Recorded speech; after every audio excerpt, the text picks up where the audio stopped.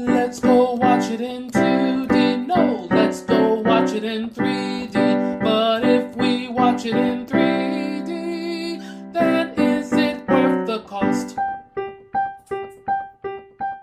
What if you discovered your entire world was a game? Guy, it's a video game.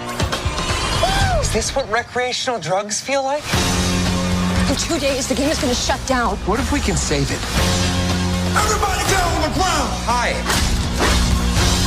This isn't you. You don't do this. Maybe I do. Please stop, Mother. He's just resting. In pieces! That man is dead! He's so sleepy. Free Guy. Rated PG-13. August 13th. Only in theaters. Hello, hello, hello. This is Adolf, and I have with me the Jakes. Say hi, new Jake. Hi. And the reviewing Jake, classic Jake. Howdy, folks. So today we're doing a review for a 3D movie that we were not expecting to be a 3D movie, but hey, we got it. Yeah. Free Guy. So this movie, none of us thought it was going to be 3D, or very low chances, but it did come out in 3D. Now, classic Jake, you wrote the review.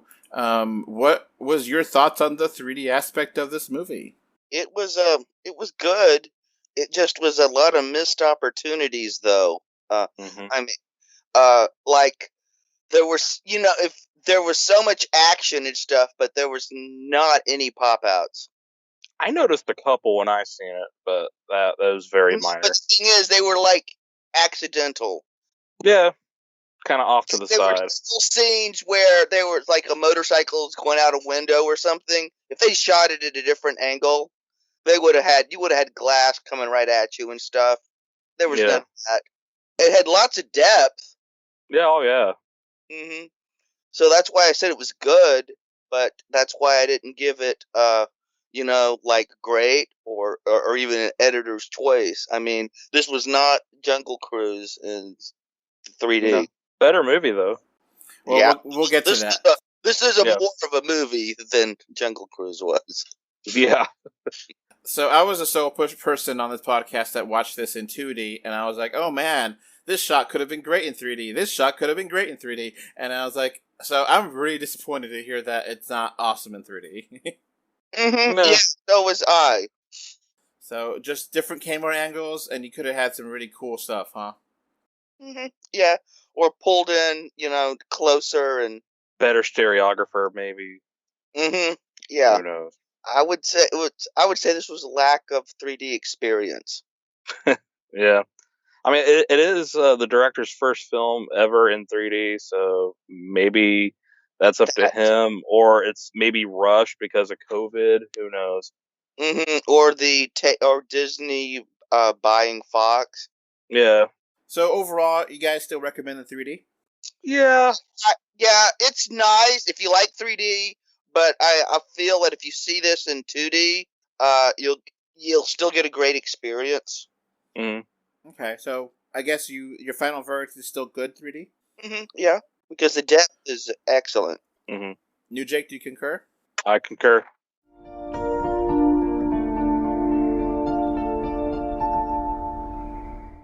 Alright, now on to the movie itself. So, Classic Jake, you said this is not based on a video game, but it is based on a video game. But sort of, kind of. Huh? Yeah, Hollywood is really good at this.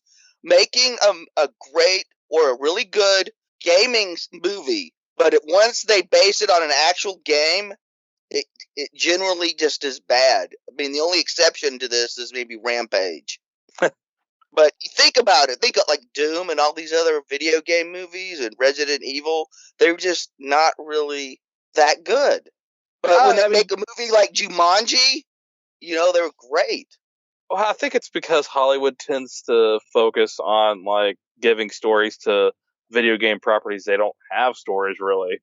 So, but I mean, or they change them up and stuff. But Sonic and Detective Pikachu were really good movies, though. That's the rare exceptions, but they were really good. Yeah, it's a little bit weird because Sonic is not specifically based on a specific game, but it's based on the franchise. And Detective Pikachu was a game for the 3DS, but a lot of the aspects of the game were thrown out and put into a new story. And I've heard good things about. I kind of like the Tomb Raider movies. they're not great or anything. They're just kind of fun. Yeah, they're entertaining. All three of them. Mm-hmm. And the last one, I think, Mario, it's terrible, but it's a fun terrible. Yeah. I've heard good things about Warcraft, but I haven't seen it. No. But I do generally agree with Jake here that gaming movies are more interesting than actual game movies, or better. Fair. Like Ready Player One. Ready Player One, exactly. I was about to say that.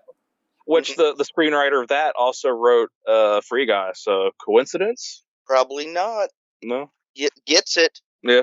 So the plot of this movie is dual fold. It's two pieces here. One that's in the virtual world, one that's in the real world, and they do mix, and you need to pay attention to both. Now, the real world plot, it's kind of cliche. I agree with you. Mm. What is this about, basically, Classic Jake? This is basically boy meets his manic pixie dream girl and changes his life. I mean, who hasn't seen that movie 100 times already in their life? But it's like I said in my review, it's the execution that makes it interesting. Yeah. The video game is the game Free World, and it's kind of like Grand Theft Auto, Fortnite, and The Sims all put together in one. Kind of, sort of. It's not exactly one game. It's just kind of referencing the open world aspect. And so just action there. You get Ryan Reynolds as Guy, the bank teller character, and he's transformed when he learns out that he's within the video game. Mm-hmm. Now, you said that this is not pandering to geeks, but you'll geek out watching it, right? Oh, I said standard to geeks, but because I don't want to get into spoilers, but I mean that end is where it goes from one Disney franchise to another. Yeah. So I guess the big thing about this movie is the comedy aspect, and it's not at all like Deadpool, like you would imagine, because Ryan Reynolds. It's very different. Mm-hmm. Yeah. Yeah, it's a 180-degree turn from Deadpool, but I love the naivete of his character. Mm-hmm. It's not self-aware. He's like, and the romance between him and Buddy, his security guard, dog, is awesome. It's on point, yeah. Mm-hmm.